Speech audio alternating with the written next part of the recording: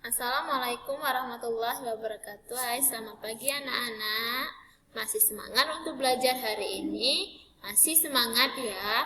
Nah, hari ini ketemu lagi dengan Miss Ita, wali kelas 4C, dalam pembelajaran tema 3, peduli terhadap makhluk hidup. Subtema 3, ayo cintai lingkungan, pembelajaran 5 dan 6.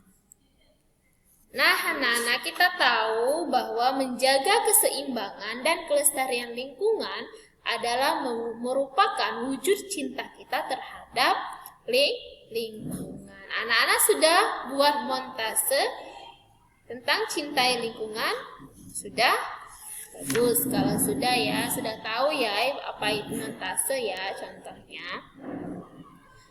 Menjaga keseimbangan dan kelestarian sumber daya alam merupakan tugas kita bersama. Ada banyak cara yang bisa kita lakukan untuk menjaga dan melestarikan lingkungan, dimulai dari hal yang terkecil dan hal yang terbesar. Tuhan menciptakan sumber daya alam untuk dapat dimanfaatkan oleh kita sebagai manusia.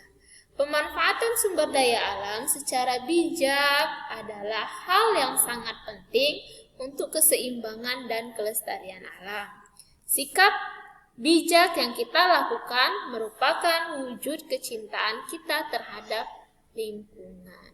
Ya, di situ menjaga keseimbangan dan kelestarian lingkungan adalah merupakan wujud cinta kita terhadap lingkungan.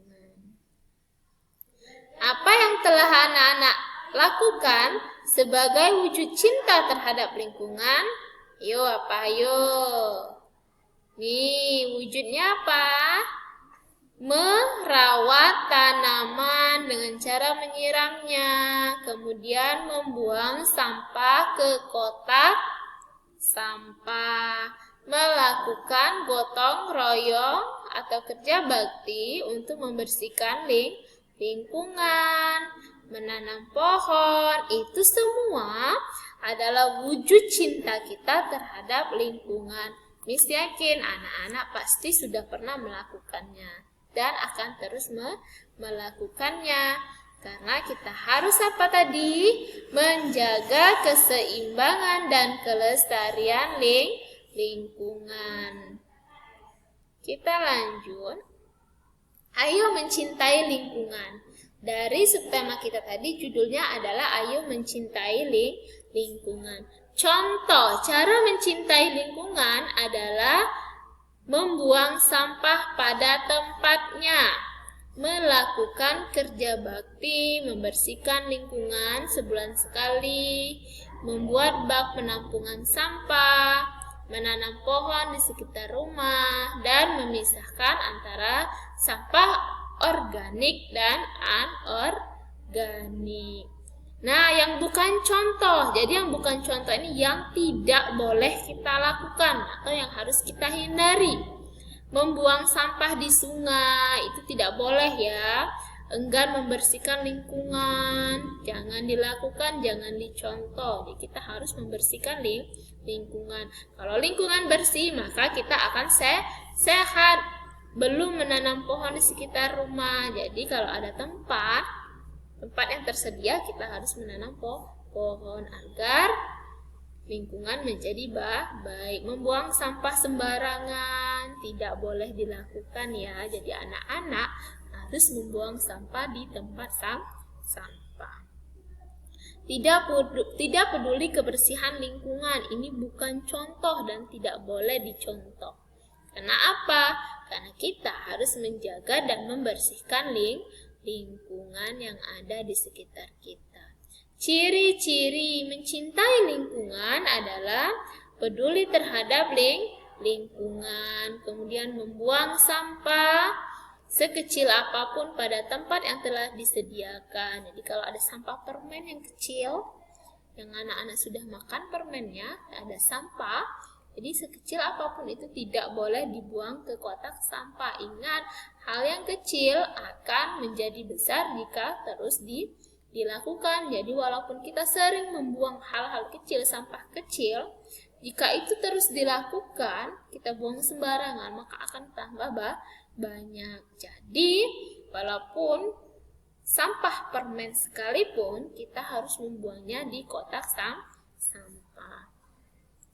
Ciri-cirinya lagi, ciri-ciri mencintai lingkungan adalah kita tidak senang apabila ada orang yang membuang sampah sembarangan.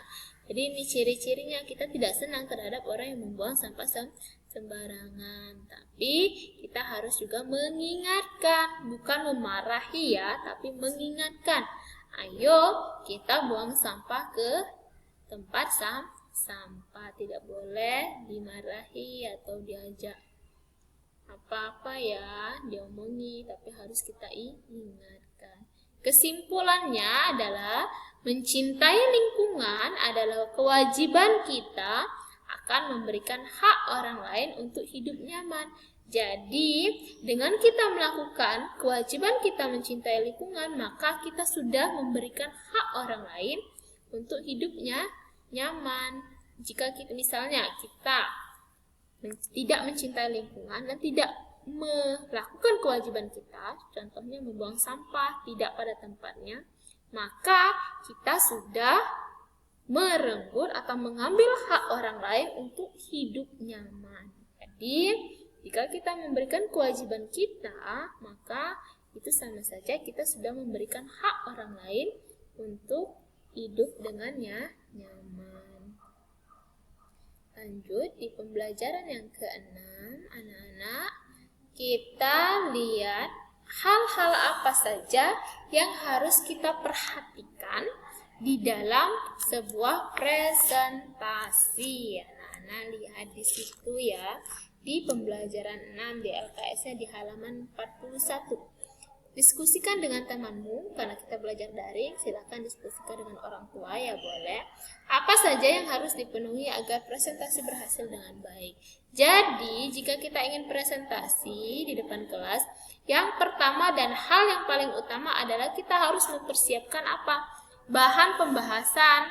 Kemudian, kita harus menguasai materi pembahasannya. Kita mau ngomongin apa?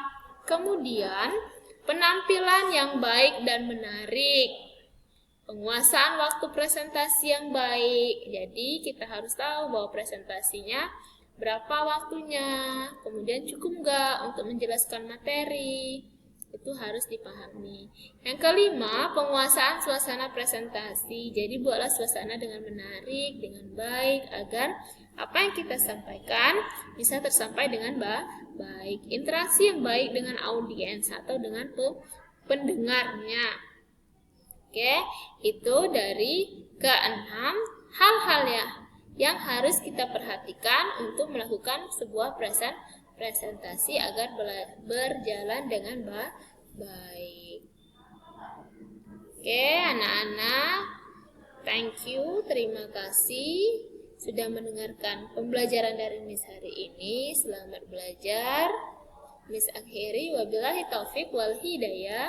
Wassalamualaikum warahmatullahi wabarakatuh.